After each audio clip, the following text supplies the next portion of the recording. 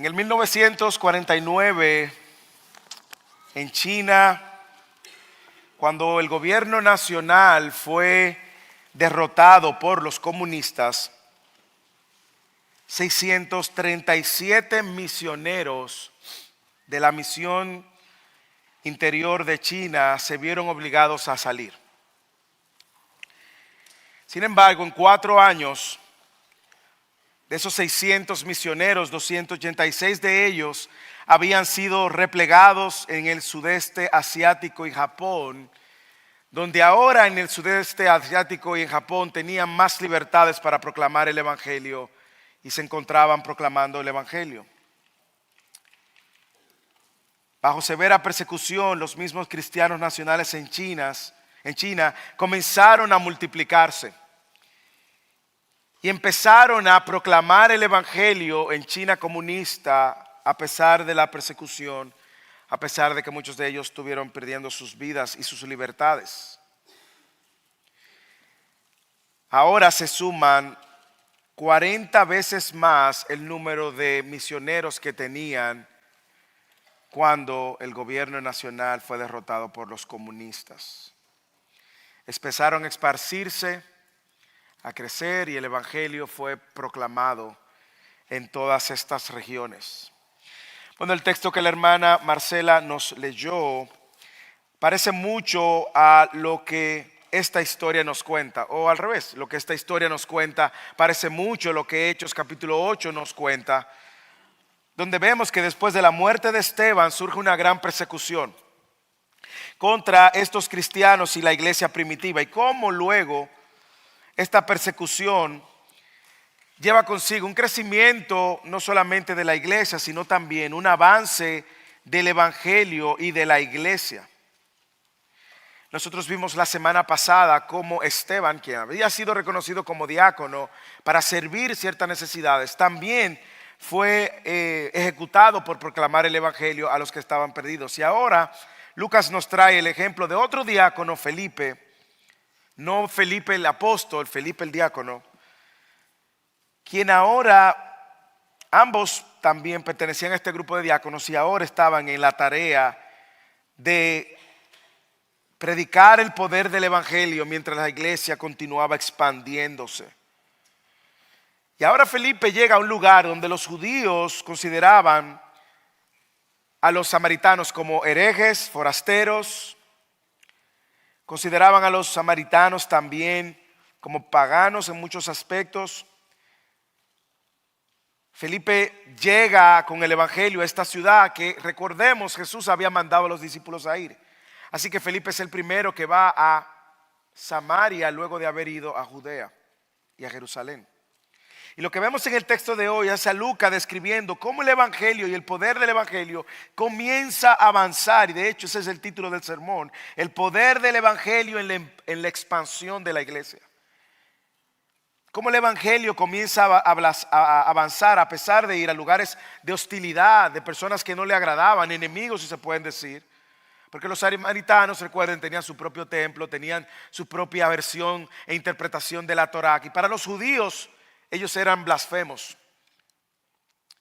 Pero mire cómo Dios no solamente usa la persecución, sino como el medio de predicación del evangelio para que la iglesia siga avanzando. Así que el título del sermón es ese: el poder del evangelio en la expansión de la iglesia. ¿Y cuál es la idea que queremos anclarnos, sobre la cual queremos anclarnos en esta tarde? De donde se desprende todo el contenido de este sermón. Esta es la idea que nosotros queremos que usted retenga, que mastique, que continúe durante la semana masticando. Ese evangelio de Cristo se expande con poder a pesar de la oposición, venciendo las tinieblas al llamar a todo pecador al arrepentimiento. Escuche, el evangelio de Cristo que cantábamos ahora mismo, el evangelio de Cristo que nos alcanzó, se expande con poder a pesar de la oposición, venciendo las tinieblas y llamando a todo pecador al arrepentimiento. Así que, ¿cómo luce ese poder del evangelio en la expansión de la iglesia? ¿Cómo luce? Déjenme darles 3 sugerencias de cómo luce ese evangelio. Primero, ese evangelio se expande evidentemente a pesar de la persecución. Versículos del 4 al 8. Ese evangelio expone y vence las tinieblas. Versículo del 9 al 13. Y ese evangelio del que hablamos y que cantamos llama a arrepentimiento al pecador. Los últimos versículos del 14 al 25. Así que el evangelio se expande a pesar de la persecución, el evangelio expone y vence las tinieblas y el evangelio llama a arrepentimiento al pecador. Miren los versículos 4 al 8 y vemos cómo el evangelio se expande a pesar de la persecución. La persecución no es un obstáculo. La persecución se convierte ahora como en el motor para la expansión de la iglesia. Así que, versículo 4 del capítulo 8, los que habían sido esparcidos iban predicando la palabra. Usted lo puede ver, la persecución no fue un obstáculo. La persecución fue un impulso. Versículo 5, Felipe, descendiendo a la ciudad de Samaria, les predicaba a Cristo.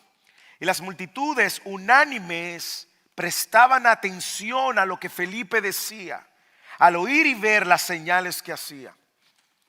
Porque de muchos que tenían espíritus inmundos, estos salían de ellos gritando a gran voz. Y muchos que habían sido paralíticos y cojos eran sanados. Y había gran regocijo en aquella ciudad.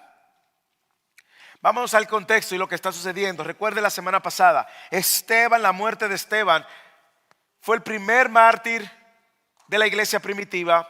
Fue el primero que da su vida por Cristo, de aquellos que habían encontrado a Cristo. Recuerde que él era de un trasfondo más griego, helenista, lo recuerda, y por eso estos mismos helenistas que estaban descuidando a las viudas, los apóstoles escogen dentro de ellos a 7 hombres, y estos 7 hombres eran 7 del mismo trasfondo. Por lo tanto, el evangelio ya había alcanzado a Esteban, y eso trajo como consecuencia confrontación, acusaciones, falsas acusaciones, persecución. Sin embargo, algo interesante recordar es que en aquel momento Saulo de Tarso estaba ahí pendiente y aprobando todo lo que estaba sucediendo. Sin embargo, esta dispersión que vino como consecuencia, que inicia con Esteban, y esta persecución que luego se expande a la iglesia, hace que ahora los cristianos no se queden en Jerusalén. No pierda de vista el capítulo 1, versículo 8 que vimos en Hechos. Jesús le dijo: y me seréis testigos en Jerusalén, en Judea, en Samaria y hasta los confines de la tierra. Recuerden las semanas anteriores cómo ya los discípulos habían saturado del evangelio a Jerusalén y a Judea. Y ahora esta es la primera oportunidad en que vemos que está llegando a Samaria. Así que cuando la persecución disparce a los cristianos, al disparcir los cristianos, estaba llevando consigo la intencionalidad con la que ellos iban a seguir disparciendo el evangelio. Esparciendo el evangelio. Gracias. Observe el texto, versículo 4, cómo ellos no están huyendo para esconderse. Ellos no están tratando de salvar sus vidas. Lee el versículo 4. Ellos no están buscando callarse. Ellos están llevando consigo la misión que habían recibido de ser testigos y predicar el evangelio donde quiera que ellos fueran. Así que están siendo esparcidos, y mientras se esparcen el evangelio se está predicando. Mira el versículo 4. Así que los que habían sido esparcidos iban predicando la palabra. Ellos no estaban diciendo: bueno, nos van a matar, vamos a quedarnos aquí calladitos.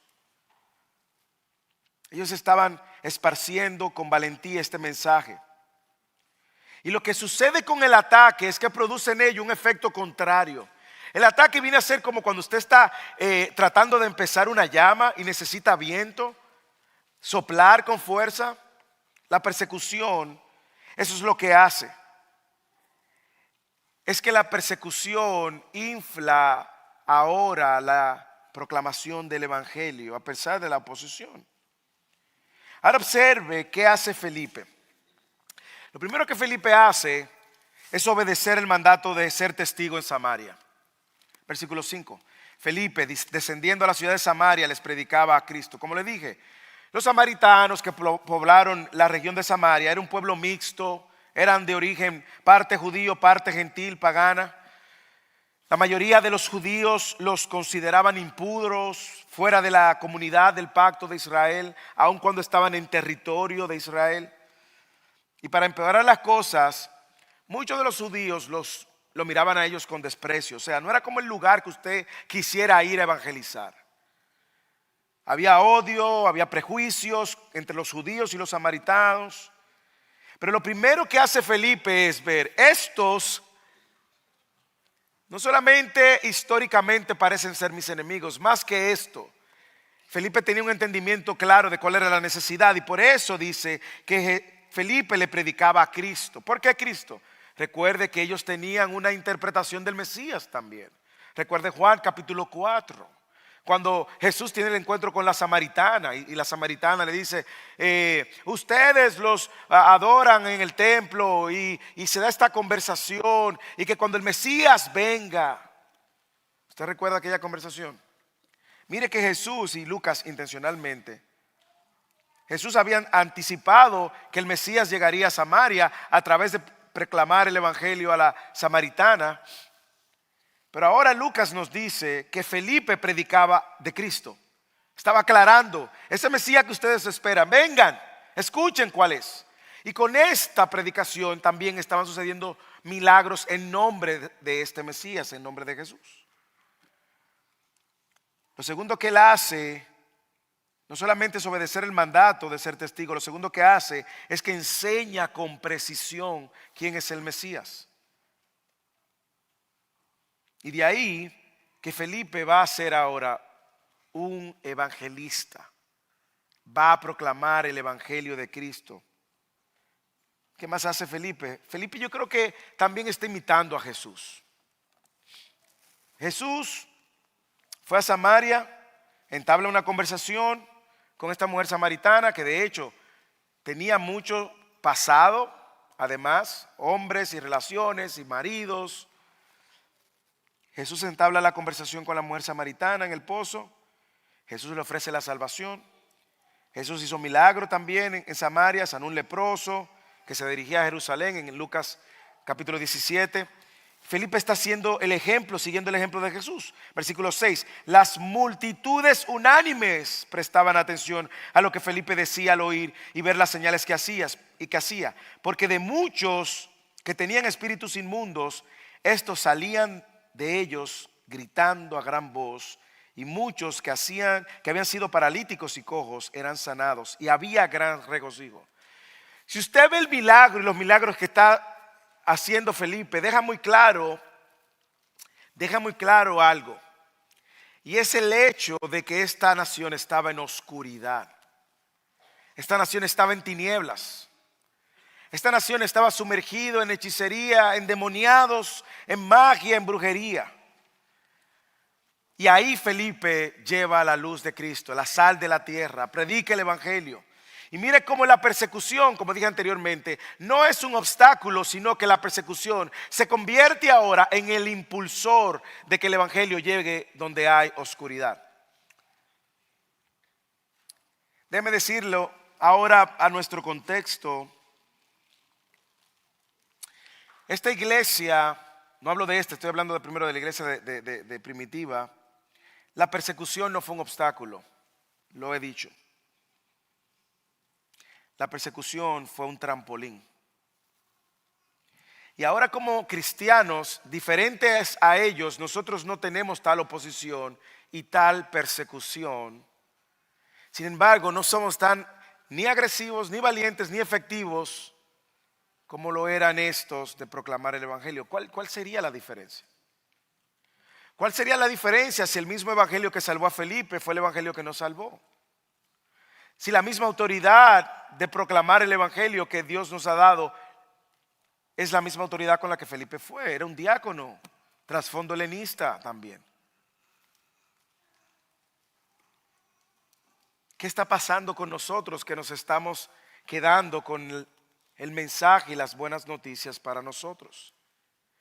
A veces uno pudiera preguntarse, ¿necesitaremos que venga la persecución para entonces salir a predicar el evangelio? Bueno, tenemos primero que ver si ahora que no tenemos persecución y ahora que no tenemos oposición, podemos proclamar el evangelio con libertad. ¿Por qué no lo hacemos? Bueno, probablemente, y lo hemos hablado varias veces, la oposición a la proclamación del poder del evangelio no está fuera ahora mismo en la iglesia cristiana, está dentro. Nosotros somos la oposición. Nosotros nos hemos convertido en la oposición. Nosotros somos el mayor obstáculo. Y venimos delante del Señor con un sinnúmero de justificaciones. Ay, Señor, es que tengo miedo. Ay, Señor, es que no quiero que pase esto. Ay, Señor, si me etiquetan de fanático. Ay, Señor, si pierdo mi trabajo. Ay, Señor, ay, Señor, ay, Señor. Y buscamos un montón de justificaciones y las revestimos de razonamientos lógicos para no compartir el evangelio donde está la oscuridad. Es como si el Señor nos pusiera de repente a predicar el evangelio en una nación islámica como la de Irán. O quizás en naciones donde el evangelio no se puede predicar, como China comunista. O quizás Nicaragua, que se cerraba las iglesias. O quizás Cuba, que también tiene ciertas restricciones y limitaciones para que el evangelio sea predicado. ¿Cuándo vamos a esperar predicar el evangelio? ¿Cuando venga la oposición o la persecución? Bueno, lo primero que tenemos que derribar el obstáculo que nos hemos puesto y recordar que nosotros vamos, enviados por el Señor en el poder del Espíritu, a proclamar un mensaje que no se trata de nosotros. Por tanto, si nos rechazan, no lo van a rechazar a usted, no van a rechazar es a Cristo. Ahora, ¿qué tanto vamos a seguir el ejemplo de Jesús, el ejemplo de Stephen? La manera en que la iglesia va a avanzar y se va a expandir es cuando sus miembros están comprometidos con la proclamación y el avance del evangelio y no le ponen excusas al Señor. Hoy hablábamos de eso en Fidelis, que empezamos a hablar de los dones, hablábamos de que hay personas que tienen el don de evangelizar, pero todos hemos sido llamados a evangelizar. Así que este evangelio avanzaba a pesar de la persecución. Quiera Dios que nosotros estemos en una posición de tanta firmeza, convicción y valentía, a que si mañana cuando llegue la persecución tenemos que predicar el evangelio, lo hagamos valientemente a pesar de las consecuencias. Si mañana usted fuera de esos que fueran perseguidos, ¿qué usted hiciera? ¿Esconderse o llenarse de valor para proclamar el evangelio? Bueno, yo estoy seguro que usted conoce un familiar que no es cristiano. Yo estoy seguro que usted conoce a un amigo que no es cristiano, quizás del high school o quizás de la universidad. Quizás usted conoce un compañero de trabajo. Quizás usted interactúa con camareros en los restaurantes o con Uber drivers continuamente. O quizás usted es el que está ahí sirviéndole a alguien en alguna oficina, o quizás usted trabaja con alguien en la construcción, o quizás usted trabaja en un banco y también conoce de personas. ¿Cuál es el impedimento? Bueno, si usted está en Cristo y lleno del Espíritu como estamos, igual que Felipe, no hay excusas. La iglesia se expande cuando el evangelio es predicado. Lo segundo, este evangelio no solamente con poder avanza a pesar de la persecución. Segundo, este evangelio expone las tinieblas y las vence. Por eso es que es necesario predicar el evangelio. Porque cada vez que estamos predicando el evangelio, lo estamos predicando el que está en tiniebla, en oscuridad, como cantábamos. Ahora podemos cantar: en tiniebla anduve yo, pero antes nosotros éramos los que estábamos en tinieblas. Y ahora decimos: más Dios muestra su amor para mí. Y cantamos. ¿Usted sabe dónde está arraigada esa canción? En mi texto favorito, Romanos capítulo 5 versículo 8. Mas Dios muestra su amor para con nosotros, en que aún nosotros siendo pecadores, Cristo murió por nosotros. Esa es la buena noticia que necesita el que está en oscuridad. Y es lo que Felipe procede a hacer. Lea conmigo el versículo 9 al 13. Hacía tiempo que cierto hombre llamado Simón, escuche esto, cuánta oscuridad. No pierda de vista, Simón había hecho milagros, muchos endemoniados se sacudían porque llegó la buena noticia que trae libertad al cautivo. Y miren ahora un representante de esta ciudad, Probablemente este era el influencer número 1. Probablemente este era el más reconocido y famoso de Samaria. Lo llamaban, ¿cómo lo llamaban? El gran poder de Dios. Ok, probablemente esta era la figura más extrovertida, extriónica que existía. Se llamaba Simón, estaba ejerciendo magia en la ciudad y mire lo que hacía, asombraba a la gente de Samaria pretendiendo ser un gran personaje. De hecho lo era, ¿por qué? Dice el versículo 10, y todos desde el menor hasta el mayor le prestaban atención y decían, oiga lo que decía el pueblo, este es el que se llama el gran poder de Dios. Versículo 11, otra vez repite Lucas, le prestaban atención. Por un poco de tiempo, por mucho tiempo los había asombrado con sus artes mágicas. Pero cuando creyeron a Felipe, aquí llegó el evangelio y un buen representante del evangelio, que anunciaba las buenas nuevas del reino y el nombre de Cristo Jesús, se bautizaron tanto hombres como mujeres. Y aún Simón mismo creyó, entre comillas, y después de bautizarse continuó con Felipe y estaba atónito al ver las señales y los grandes milagros que se hacían. Señores, este era un personaje. Poder cautivar la audiencia de niños y de adultos al mismo tiempo, usted tiene que ser una celebridad. A veces uno está tratando de enseñar el evangelio y los más pequeños aquí se distraen, se ponen a hacer otras cosas. Los niños más jóvenes están en su mundo. Simón cautivó a todos. Lo asombraba con sus magias, con su magia. Ese es un reflejo inmediato de cómo estaba la sociedad de Samaria sumergida. Primero, un hombre que tenía en asombro y tinieblas a toda una nación por el ejercicio de esta magia. Y sabemos que no era magia buena. De hecho, sabemos que no buscaba ni el bien de la gente, porque lo que engrandecía era este hombre. Toda la ciudad estaba encantada, fascinada estaba la ciudad. Al punto, dice, que desde niños, desde los pequeños hasta los mayores, estaban asombrados. Escuche qué nivel de cautividad. No, porque no quiero que usted pase por alto esta lectura. Estamos hablando que de generación en generación, aparentemente, bueno, no de generación en generaciones, décadas y décadas, ese hombre tenía a la gente en tinieblas. Niños crecían viendo a Simón el mago y se mantenían en esa esclavitud, esa oscuridad, esas tinieblas, encantados, fascinados, contentos, entretenidos. Desde el menor hasta el mayor, prestándole atención, los reconocían. Este es el gran poder de Dios. Le atribuían a Dios el poder de su magia. Y no solo es eso, sino que también los tenía esclavos por mucho tiempo. Léalo. Le prestaban atención porque por mucho tiempo los habían asombrado con sus artes mágicas. Pero observe, hermanos, observe cómo el evangelio ahora es el único medio que Dios ha provisto para sacar de lo más profundo de las tinieblas al pecador. Y a mí me encanta aquí, porque es como que fuera un juego de niños, y no es un juego de niños, es algo muy serio lo que está pasando. Pero un niño que se tiene la atención de todo el mundo y de repente llega otro niño que empieza a hacer cosas también y empieza ahora a distraer toda la atención, dejando sin atención al anterior.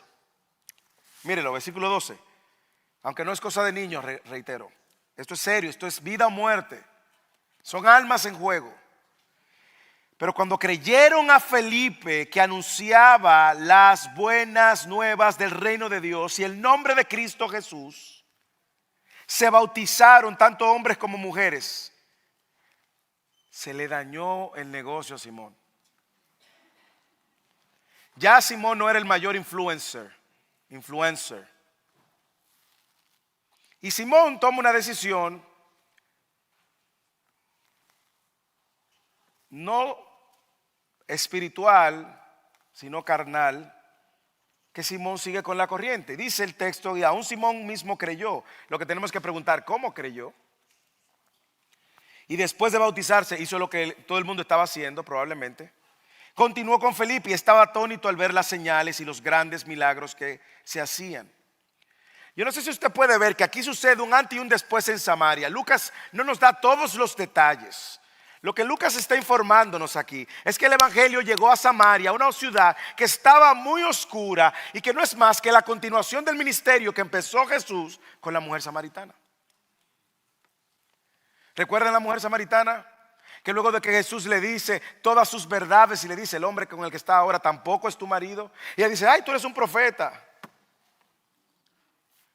Y ella reconoció que él era el Mesías y salió por ahí y empezó a enseñarle a todo el mundo y a hablarle a todo el mundo del Mesías. Esa fue la semillita que se plantó. Pero aquí llegó otro representante del evangelio, donde el evangelio es expuesto y ahora Felipe habla de Cristo el Mesías, el único capaz de sacar al pecador de lo más oscuro de las tinieblas. Y es lo que sucede. Lo que Lucas nos quiere recordar es que solo el evangelio, las buenas noticias del reino de Dios en el nombre de Cristo Jesús tienen el poder, uno, para exponer las tinieblas, dos, y vencer las tinieblas. Mire la grande diferencia entre el evangelio, la buena noticia del evangelio, y un falso evangelio en nombre de Dios. Lo digo porque ahora estamos llenos, ahora existen lo mismo, lo único que se llaman apóstoles, se llaman profetas.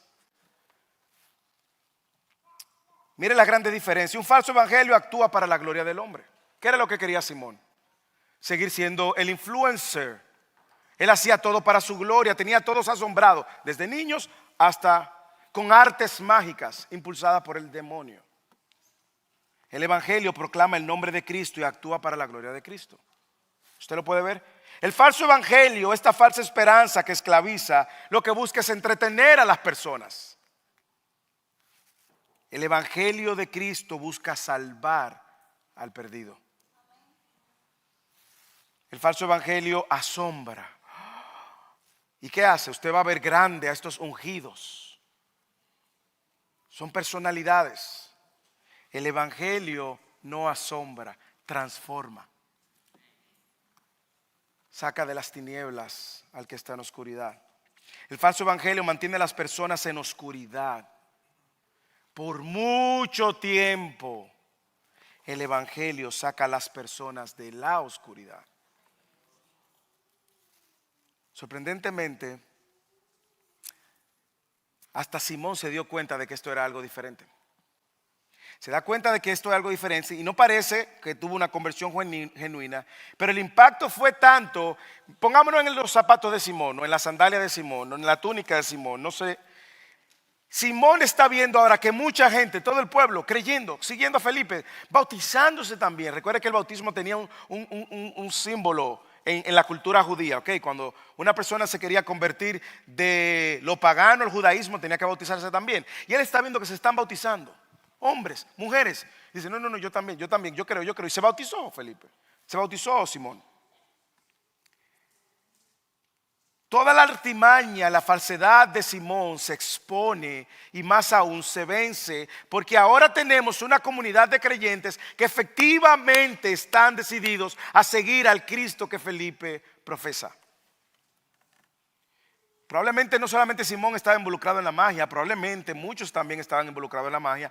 Me imagino que muchos jóvenes, niños que crecieron viendo a Simón querían ser igual que su celebrity, su influencer. Sin embargo, cuando el poder del evangelio llega, liberta espiritualmente a los oprimidos. Porque el evangelio verdadero saca a la gente de la oscuridad de su pecado. ¿Usted lo sabe, hermano? Déjeme decirle esto. Abra los ojos. Porque allá afuera y en esta televisora que nos queda 7 minutos, que se llama TVN, hay muchos encantadores. Hay muchos encantadores que vienen hablando en el nombre de Jesús, pero no sacan a la gente de la oscuridad. Lo esclavizan. Le presentan un evangelio totalmente diferente, un evangelio que entretiene y no transforma.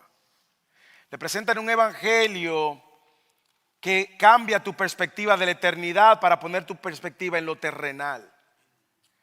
Le quita la mirada de poner su enfoque en el reino venidero para que ahora tú construyas y creas que el reino es ahora. Tenga mucho cuidado. La única manera que usted va a saber que usted ha salido del encanto de ellos es cuando usted, al igual que muchos de nosotros, el Señor nos ha mostrado nuestra miseria espiritual y en la oscuridad en que nos encontrábamos. Y nos sacó a la luz admirable. Y ahora no nos interesa que nos entretengan. Nos interesa que nos hablen del evangelio que transforma.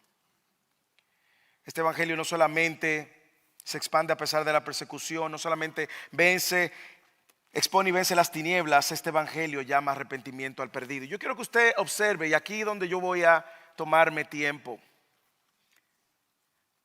porque la reacción inicial de Simón puede confundirnos o puede aclarar muchas cosas. Y es que usted puede creer sin creer. Mire cómo este evangelio llama arrepentimiento al pecador. No hay otro evangelio. Mire. No hay otro evangelio. Un evangelio que no llama arrepentimiento al pecador es un evangelio incompleto. Porque lo primero que el pecador debe reconocer es que ha ofendido a un Dios completamente santo. Debe de reconocer de que no hay medios humanos para salvarse, sino que hay una sola provisión, y es la provisión de Dios por medio de Cristo. Cuando Cristo va a la cruz, como cantábamos, Dios propició su ira, es decir, satisfizo su demanda que ningún hombre puede satisfacer, ninguna religión puede satisfacer, ningún Ave María puede satisfacer, ningún Padre Nuestro puede satisfacer, ningún cruzarte la mano 420 veces puede satisfacer. Solamente el evangelio de Cristo, al recordarnos la obra de Cristo que hoy celebramos al tomar la cena también. Pero lea ahora y mire lo que pasa a continuación, es hermoso. Versículo 14. Y cuando los apóstoles que estaban en Jerusalén, vaya imaginándose este cuadro. Felipe no es apóstol, es uno de los diáconos. Hay un apóstol que se llama Felipe, pero este no es Felipe el apóstol. Este es un diácono, además evangelista. Cuando los apóstoles que estaban en Jerusalén oyeron que Samaria había recibido la palabra de Dios, ¿cómo? Se están convirtiendo la gente. Les enviaron esta mutual, Pedro y Juan. No son cualquier apóstol, estamos hablando de Pedro, el que negó, y Juan, el discípulo como llaman amado. Los dos estuvieron en la transfiguración, los dos estuvieron en momentos muy importantes de la vida de Jesús. Quienes descendieron y oraron por ellos para que recibiera el Espíritu Santo. Versículo 16, porque todavía no había descendido el Espíritu Santo sobre ninguno de ellos, solo habían sido bautizados en el nombre del Señor Jesús. Entonces Pedro y Juan les imponían la mano y recibían el Espíritu Santo. Cuando Simón vio que el Espíritu se daba por la imposición de manos de los apóstoles, les ofreció dinero. Y les dijo, denme también a mí esta autoridad, de manera que todo aquel sobre quien ponga mis manos reciba el Espíritu Santo. Y Pedro, que parece que siempre se tragaba un limón antes de hablar, le contestó, que tu plata perezca contigo. No, Pedro lo que era un celoso ahora del evangelio.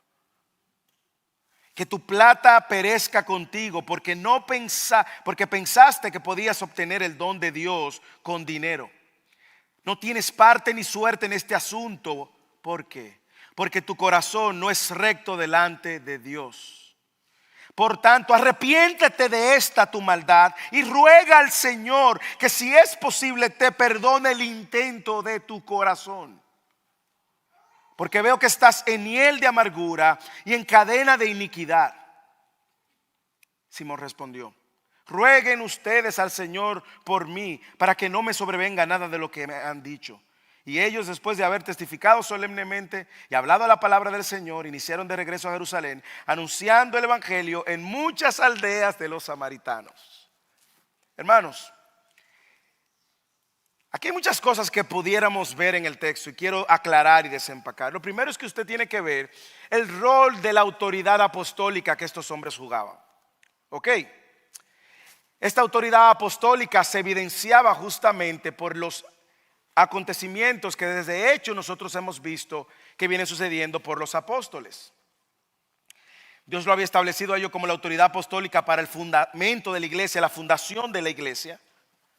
Y por eso ellos tienen que bajar y ver y autentificar que estos no son falsos cristianos, sino que lo que está sucediendo con la conversión de los samaritanos es genuina. De hecho, más adelante vamos a ver que luego Pedro va a confirmar que Cornelio también es cristiano, un gentil. O sea, se necesitaba que los apóstoles validaran que esto era una obra de Dios. ¿Por qué? Porque ellos sabían que la comunidad de cristianos era algo que estaba produciendo un fruto increíble y podía mancharse y mezclarse con falsos cristianos. Lo interesante es que ellos llegan a Samaria, ven lo que está sucediendo y efectivamente encuentran a un falso cristiano. Y como Felipe no era apóstol, sino diácono, era necesario que los apóstoles atestiguaran todo esto. Y más aún, que los apóstoles oraran para que el Espíritu Santo entonces completara esta obra. ¿Qué sucede en este momento de la historia? ¿Ok? Y digo esto porque nosotros luego vemos que los nuevos nacimientos que suceden en la iglesia de Éfeso, de Corintios, de Roma, de Galacia, de todas las iglesias que escribe Pablo, Tesalónica, Colosas, no necesitaron de la autentificación de los apóstoles, sino que ya el nuevo nacimiento, el bautismo del Espíritu sucedía conjuntamente. Mira el versículo 16, porque todavía no había descendido el Espíritu Santo sobre ninguno de ellos, solo habían sido bautizados en el nombre del Señor. Era necesario que ellos atestiguaran esto. El Espíritu Santo iba a venir ahora como una evidencia de que este arrepentimiento era un arrepentimiento genuino. Hermanos, esto es coherente con lo que Pedro mismo había predicado en Hechos capítulo 2 versículo 38. Pedro dijo, entonces Pedro les dijo, arrepiéntanse y sean bautizados cada uno en el nombre de Jesucristo para perdón de sus pecados y recibirán el don del Espíritu Santo. Usted lo recuerda, Hechos 2:38. Era necesario que se validara este arrepentimiento antes de ellos, por la autoridad apostólica que Jesús le había dado, entonces ministraran y completaran esta obra.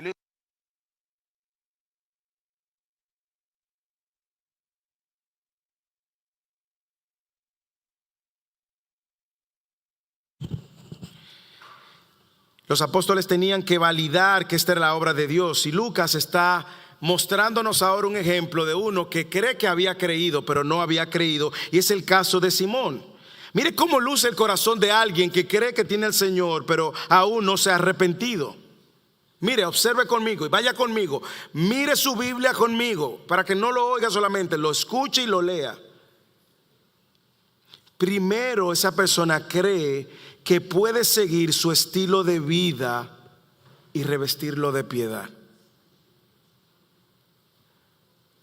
Versículo 17, Pedro y Juan les imponían la mano y recibían el Espíritu Santo. Y cuando Simón vio que el Espíritu Santo se daba por la imposición de las manos a los apóstoles, les ofreció dinero y les dijo, denme también a mí esa autoridad. Usted ve que aquí no hay un cambio. Él no quiere un cambio de estilo de vida. Él lo que quiere es un upgrade en su ministerio. Él dice, esto es lo trend, esto es lo que está de moda, dame un upgrade ahora. ¿Cuánto cuesta? Él ve la fe como algo, como una ola en la que él puede montarse sin arrepentimiento y sin cambiar su estilo de vida. Hermanos, no vaya muy rápido, porque es probable que dentro de nosotros hay personas que creen y no se ha manifestado ningún cambio en su estilo de vida. Y creen que la fe cristiana es un upgrade en su vida. Segundo, él también cree que puede enriquecerse por medio de esto. Por eso ofrece dinero para seguir asombrando a la gente. Pero más aún, esto sí es triste. Él cree que puede obtener el favor de Dios por medios humanos. Lo voy a repetir. Él cree que puede obtener el favor de Dios por medios humanos. Léalo otra vez. Simón le dijo, les ofreció dinero y le dijo, versículo 19, denme a mí también esta autoridad, de manera que todo aquel sobre quien yo ponga mis manos reciba el Espíritu Santo. Primero, es un ignorante de la naturaleza de Dios, es un ignorante del obrar del Espíritu Santo. Y segundo, él cree que puede manipular a Pedro y a Juan con dinero para seguir haciendo y engañando a la gente. Y déjeme decirle algo, tampoco se vaya muy rápido, porque hoy los falsos profetas y apóstoles, usted lo ve pidiendo dinero para pactar, para darte un favor espiritual de parte de Dios. Dígame si esos no son los Simón de esta época. Guillermo Maldonado, Cash Luna y toda esa secuela de falsos predicadores que abren un canal y dicen pacta con Dios para que Dios rompa tu maldición financiera. Siembra y Dios te va a sanar. Dígame si no es lo mismo que está pasando con Simón. Dame dinero para yo recibir esa autoridad. Hermanos, ese evangelio que se predica, que usted ve a través de esos hombres, es un evangelio que Pablo llama maldito, anatema, dice Pablo. Son engañadores. Pero más aún, Simón le interesa, y yo creo que aquí nos golpea a todos, más las bendiciones que el que bendice. Y le dijo, denme también a mí esta autoridad, de manera que todo aquel sobre quien ponga mis manos recibe el Espíritu Santo. Aquí nota Cristo, a él no le interesa proclamar a Cristo como Felipe lo estaba haciendo, ni proclamar el nombre de Cristo, ni hacer el nombre de Cristo grande. Todo falso predicador del evangelio y de la prosperidad, y estos falsos apóstoles quieren enriquecer sus nombres. Pero mire, ¿qué es lo que está buscando? Las bendiciones. A él no le interesa el Dios que bendice. A él no le interesaba el Mesías, no le interesaba saber lo que Jesucristo padeció en la cruz, no le interesaba saber por dónde vino esta autoridad. ¿Por qué estos apóstoles tienen ahora una actitud así? ¿Por qué esta gente está abandonando la magia, la oscuridad, las tinieblas, su vida de pecado, su estilo de vida? A él no le interesa eso. Lo único que le interesa son las bendiciones más que el que bendice. ¿Usted cree que esta es la primera vez que sucede en la historia de la iglesia? No.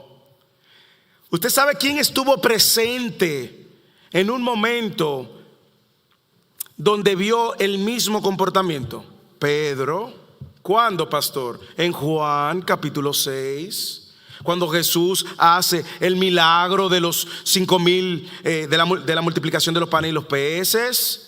Mire lo que dice Juan capítulo 6, que Jesús, confrontando a la multitud, le dice: en verdad les digo que ustedes me buscan no porque hayan visto señales, sino porque han comido de los panes y se han saciado.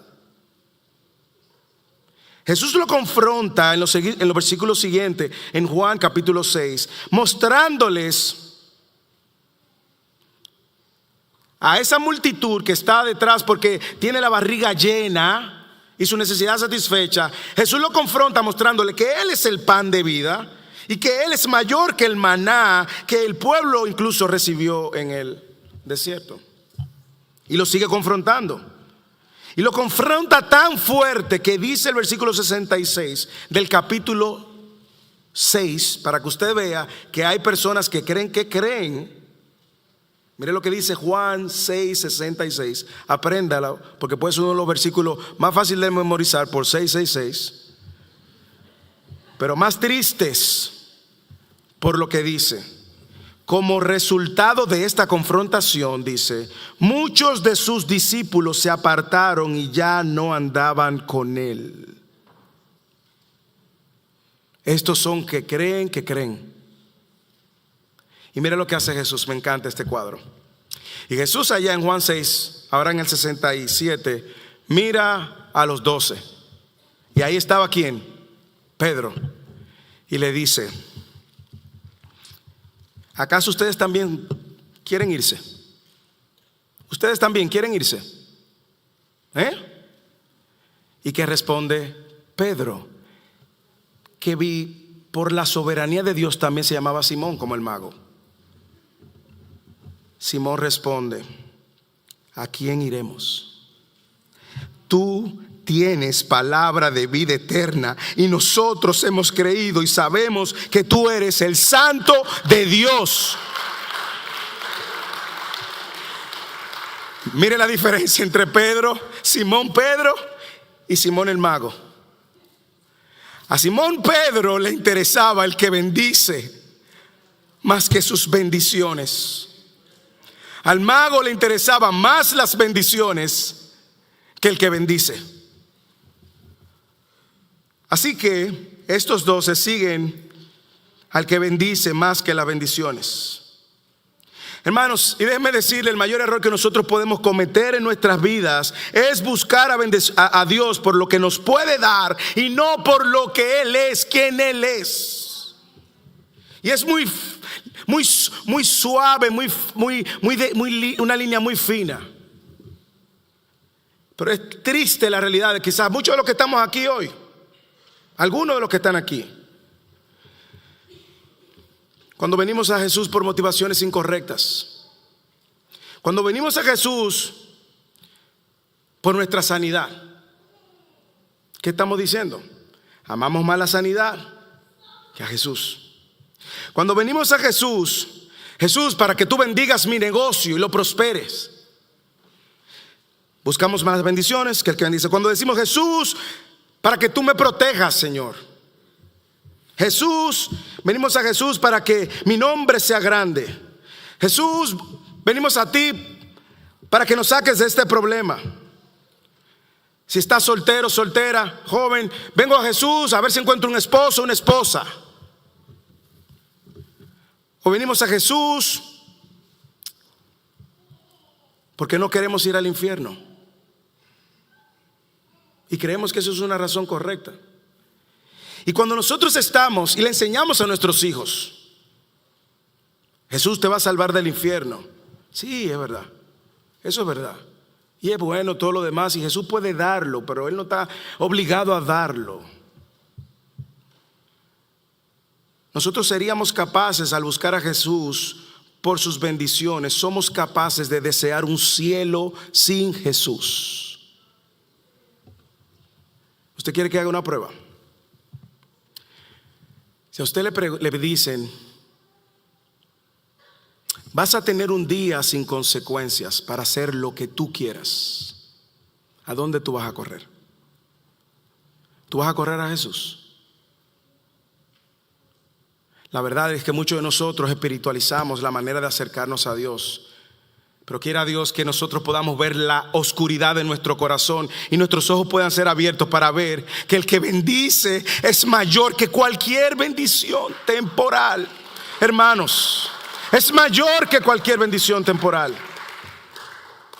Es mayor, y es en ese momento de dificultad donde tú te ves que te están pasando los años y te estás quedando soltero y no aparece una joven o un joven para ti. Tú dices, Cristo es suficiente. O cuando llega la enfermedad y la noticia, un cáncer invasivo, y tú dices, Cristo es suficiente. O cuando tú ves que el matrimonio está flaqueando y tu esposo o tu esposa decide hacer algo que no le agrada a Dios y que malogra tu intimidad y tu relación, tú dices, Cristo es suficiente. O el matrimonio que no puede tener hijos por la soberanía de Dios y dice, Cristo es suficiente. O cuando te ves sin trabajo, sin dinero y sin nada, y tú dices, mi gozo no está en esto, Cristo es suficiente. Cristo es suficiente. Cristo es suficiente. Eso fue lo que Simón el mago no pudo ver. Pero sí, yo creo que hay una reflexión que demanda a todo el que cree y que debe de creer. Es arrepentirse de la condición espiritual en la que se encuentra. Somos una factoría, decía Calvino, de ídolos. Pero hemos hecho de nosotros mismos nuestros propios ídolos.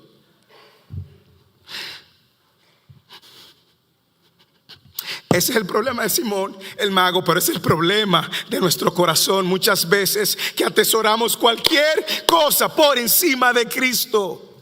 Hermanos, y todos de una manera u otra tenemos que arrepentirnos de eso. ¿Qué demanda el evangelio para todo el que cree y todo el que dice creer? Primero tú tienes que ver tu miseria espiritual. ¿Quién tú eres sin Cristo? Tú tienes que entender que lo más extraordinario que puede suceder en tu vida y que ha sucedido en tu vida es que el Dios del cielo y de la tierra se detuvo y viéndote en tu condición de poldiosero, miserable, espiritual, pone su mirada en ti, no por nada que hay en ti, y te salva y te perdona y te limpia. Pero tú tienes que darte cuenta que tú eres un miserable egoísta, ególatra, vanidoso, y pedirle perdón al Señor por tus pecados. Lo que Simón no hizo. Mire cómo Pedro le muestra la miseria espiritual y lo confronta. Que tu plata perezca contigo.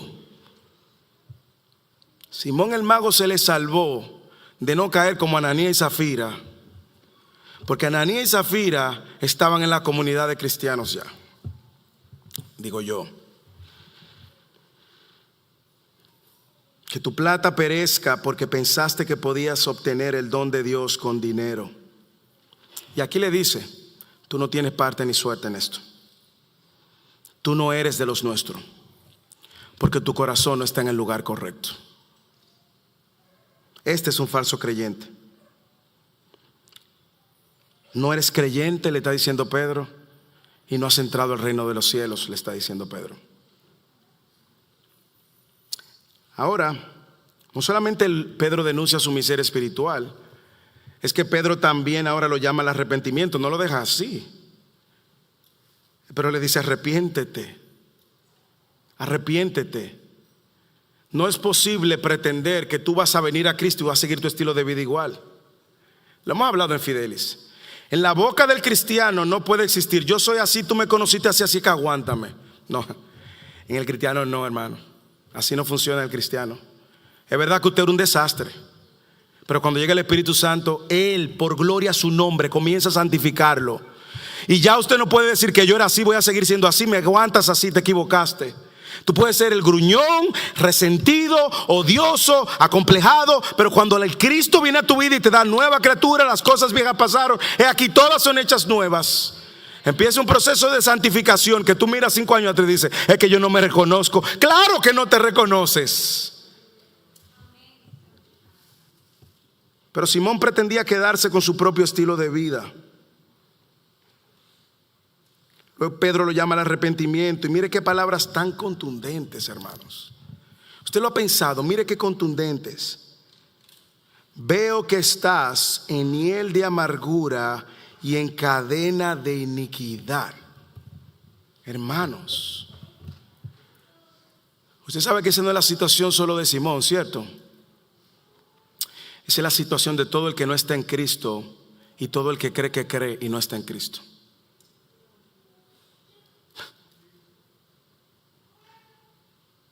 Simón no lo puede ver y responde como todo el que está perdido. ¿Cómo responde el que está perdido? Ay, ora por mí. Ora por mí, ora por mí. Mire cómo responde Simón. Rueguen ustedes al Señor por mí, para que no me sobrevenga nada de lo que ha dicho.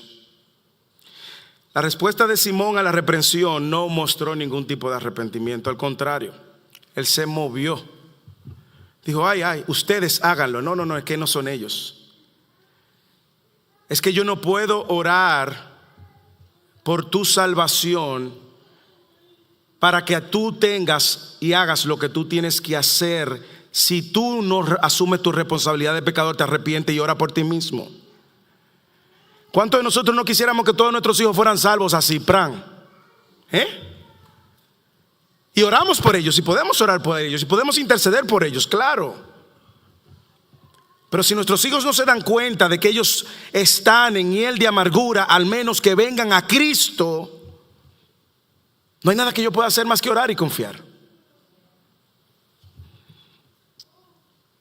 La respuesta de Simón a la reprensión de Pedro no mostró ningún arrepentimiento, no mostró ningún signo de arrepentimiento, ni siquiera se contristó Simón. Pedro le dice, mire por qué lo sabemos. Pedro le dice, arrepiéntete. Y es lo que dice, oren por mí. No le llama la atención que Pedro no le dijo, reza 3 Padre Nuestro. Toma este rosario, llévatelo entero. 3, 4, 5, 6. Toma 2 Ave María como si fuera una receta. Eso no es lo que le dice Pedro, Pedro fue muy simple. Mira, esta es la receta: arrepiéntate. Arrepiéntete. Date cuenta de tu falta, arrepiéntete y cambia de dirección. Y sin embargo, Lucas no nos dice qué siguió sucediendo, pero lo que tampoco vemos es un arrepentimiento en Simón. Ahora, yo creo que el testimonio de Simón debe de ser una alerta a todo el que está aquí en este lugar. ¿Por qué? Porque dice Lucas que cuando Simón vio a todo el que se estaba bautizando y creyendo, Simón dice Lucas que él creyó y se bautizó. Y eso es bueno que lo sepamos, hermanos. Porque la obra de Cristo y de salvación no es hacer una oración, aunque requiere una oración. No es bautizarse, aunque requiere bautizarse. Es arrepentirse, y ese arrepentimiento se muestra en un cambio en tu naturaleza. Por eso, si usted lee detenidamente, cuando los apóstoles vinieron a orar por el Espíritu Santo, no lo incluyó a Simón, porque Simón estaba viendo y lo que estaba era codiciando lo que ellos estaban haciendo. No sabemos cómo terminó la historia de Simón, pero yo creo que nos deja mucha enseñanza el saber que el Evangelio es un llamado, trae consigo un llamado al arrepentimiento, tanto al perdido como un llamado al arrepentimiento continuo al creyente. Porque el creyente que ahora puede ver de la manera que ofende a Dios debe de venir continuamente a pedir perdón por sus pecados delante de Dios. Así que los discípulos siguieron testificando fielmente, hablando la palabra fielmente. Iniciaron regreso a Jerusalén, versículo 25, anunciando el evangelio en Samaria. Y ahora los discípulos obedientemente siguen proclamando el evangelio a pesar de cualquier tipo de oposición. Qué gran enseñanza nos deja Simón. Qué gran enseñanza y qué gran advertencia nos deja Simón. Cuidemos nuestros corazones de acercarnos a Dios por sus bendiciones. Me estoy acercando porque mi vida está destrozada. Si tan solo Él me arreglara mi vida. Sí, Él arregla la vida, pero primero cambia tu corazón. Y en ocasiones Él va a cambiar primero tu corazón antes de arreglar tu vida. Porque si Él te arregla tu vida sin cambiarte tu corazón, te arregla la vida sin cambiarte tu corazón y vas a volver al desastre. Pero si Él cambia el corazón, hermanos, ese cambio es irreversible, créalo. Segundo, no busquemos al Señor por las bendiciones, atesoremos su obra en la cruz. Él es el Rey de reyes, el Señor de señores. Nada en esta tierra, hermanos, nada en esta tierra tiene mayor valor que Cristo. Nada en esta tierra. Yo hablaba con mis hijos de eso esta semana. No hay otra cosa, Ferra. Yo le preguntaba a uno de ellos que cumplía años, a los dos, esta mañana que desayunamos: ¿cuál es la petición que tú tienes del Señor en tu corazón? Y lo escuchaba. Y ambos la revestían del Señor. Que el Señor nos ayude a mirar a Cristo como lo que más necesitamos. Que Dios nos ayude a mirar a Cristo como lo más valioso que tenemos. Que Dios nos ayude a ver a Cristo como el tesoro. Con Cristo y sin nada tengo todo. Con todo y sin Cristo no tengo nada. Y que nosotros no queremos ni deseamos que las cosas se pinten bien. Que no seamos de los que serían felices con tener un cielo sin Jesús. Yo no quiero un cielo sin Jesús. Jesús es la razón del cielo. Y que podamos enseñar a nuestros hijos también la manera correcta de acercarse a Jesús. Ven a Jesús que Él te va a librar del infierno. Sí, Él te va a librar del infierno, pero ven a Jesús primero porque Él murió en la cruz para librarte de ese perdón, del pecado, de egoísmo y de celo y de envidia que tú tienes, hijo mío. Yo oro para que la iglesia tengamos más Felipes y menos Simones. Que el Señor llene First Urban en español de más Felipes comprometidos con proclamar el evangelio aun cuando la oposición se levanta, y menos Simones que creen y no creen. Que Dios use este sermón para confrontarnos a todos, incluyéndome a mí, ver las motivaciones de mi corazón. ¿Por qué me acerco a Dios? Y que si en esta tarde hay alguien que se ha dado cuenta que cree, pero no cree, no ha mostrado arrepentimiento de sus pecados, no se ha dado cuenta que ha ofendido a un Dios, este es el llamado para ti. Arrepiéntete, no hay otro. Arrepiéntete, aún sigues en hiel de amargura y en cadena de iniquidad. Pero Cristo es la provisión para sacarte de ahí. Jesús no es un amuleto de la suerte. Jesús es el Señor de señores, quien gobierna tu suerte. A los esposos y a las esposas, enseñemos a nuestros hijos a buscar a Cristo de manera correcta, a atesorar a Cristo. Pero no solo le digamos que atesoren a Cristo, que nuestro testimonio ponga en evidencia que efectivamente amamos a Cristo más que todo. Solteros, que Cristo sea tu mayor deleite en tu soltería. Que Cristo sea tu mayor tesoro cada día de tu vida, al levantarte, al acostarte. Y que es bueno que anheles tener un compañero, una compañera con quien hagas vida. Pero es mejor que Cristo sea el compañero eterno tuyo. Y niños, jovencitos que están aquí, que Cristo sea su razón de ser. Que ustedes vengan a Cristo no por lo que Él puede darle ni librarles, sino por quien Él es y lo que Él ha hecho.